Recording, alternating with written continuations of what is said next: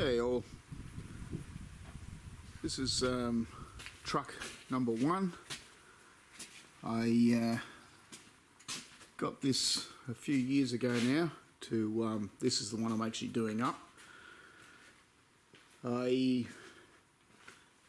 took the back tray off about a week and a half ago, and that has made access to the all the underside extremely easy. Working under the truck and well, just working under the truck is so hard, and you know, after 4 or 5 hours of that, you know, I'm just absolutely buggered. So I don't know whether I'll actually make this or put this video onto YouTube as of yet.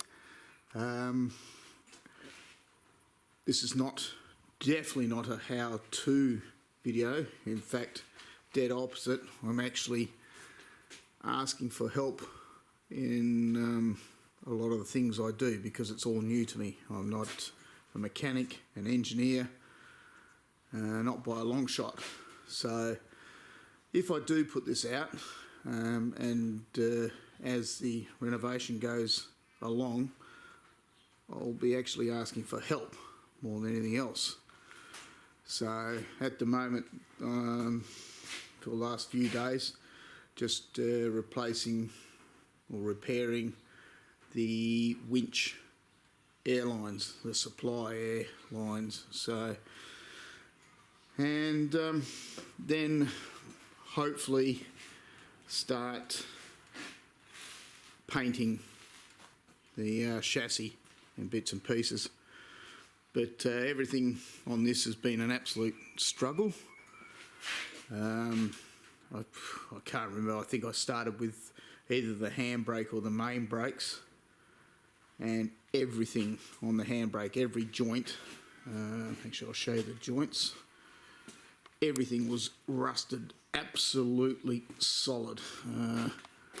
That's the handbrake down there, and goes off to either side of the rear wheels, but then that goes to a linkage halfway along, and then that goes to another linkage. Again, it would have been a lot easier if I had the tray off to do it, but I spent hours under the truck. Just have a quick look inside. One of my lads is got all the electrics working. That is the high beam switch there, which sits on the floor, which the floor has got to be cut out, and the accelerator pedal has to be redone, seats redone. He got the windscreen wipers going a couple of weeks ago. That was a hell of a battle. No horn. We've got to get the horn going, or the centerpiece there on the steering wheel.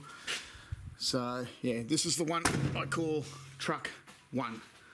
So we'll go and have a look at truck 2. Okay, this is truck 2. I bought this probably 6 months after the truck 1. Mainly use it as for spare parts, but ended up putting 2,000 litres of water on the back and a fire pump, and we've already used it in anger, and it worked extremely well. I've got fittings now that after we finish with this fire season, I'll get the tanks set up more permanently, and the fittings from both tanks are able to feed the suction side of the pump. The root cause of the fire was the tractor there. It sprayed fuel out in the paddock, and the grass caught alight.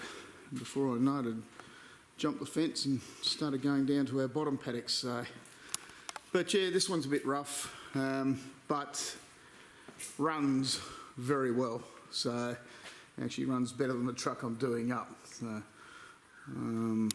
Yeah, so this is the one we call, well, I call truck 2. So, and that's one of my lads put that on there. It's a flux capacitor, so makes it go well. So, yeah.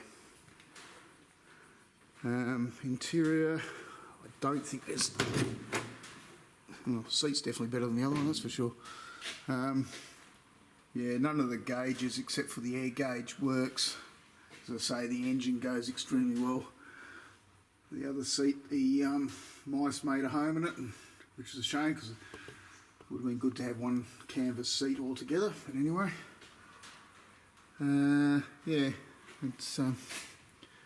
it does its job, and I'll be taking parts off it as I need. So the lights come out because I didn't want to break them. I will be putting the scrub bar back on just to protect the radiator.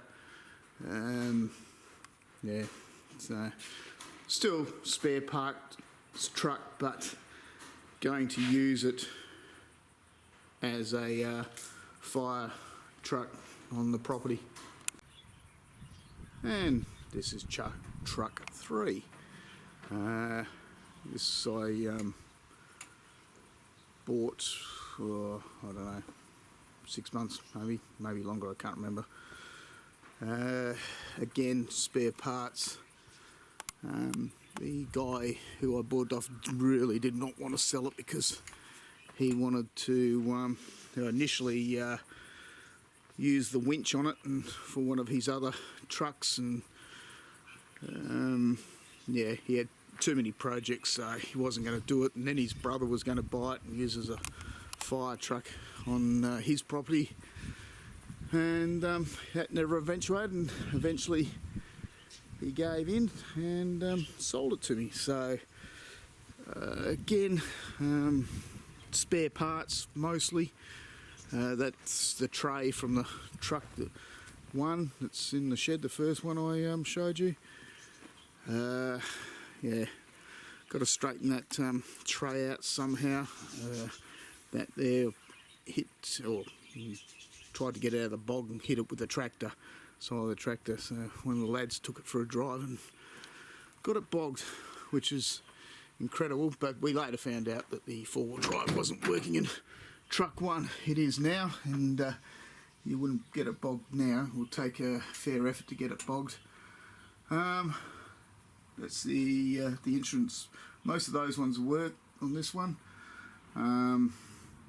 Just had the air, the brake out. The brake, what do you call it? Treble. Oh, I can't remember. The something valve for the put the air to the brakes. And because the other one on truck 1 buggered up, so thought I'd change it over, and that one did exactly the same thing. So they're both working now. That one has to be put back in, which I'll do. I was going to shift it in last Saturday, but the battery buggered up, so can't complain. It was a free battery, but yeah, the battery's completely stuffed. That's the charge. I don't know if you can hear or not, but the charger's clicking on, off. So she's stuffed. So, but yeah, a good spare tyre on this one, almost brand new. So yeah, I'm finding it quite hard to get these 12-20 military lug tyres. So when I bought truck 2, the guy who I bought it off did not want to give up his spare tyre, and I can see why. That too was also brand new. Yeah, these ones are buggered. So yeah, all right. So I will see how we go. Whether or not I do post this, as I say, definitely not an instructional video. I'm not a mechanic. Got no engineering experience, nothing. So yeah, just trying to get this other one put together in a reasonable shape. So yeah, so that I can drive it around. This one is, believe it or not, actually licensed.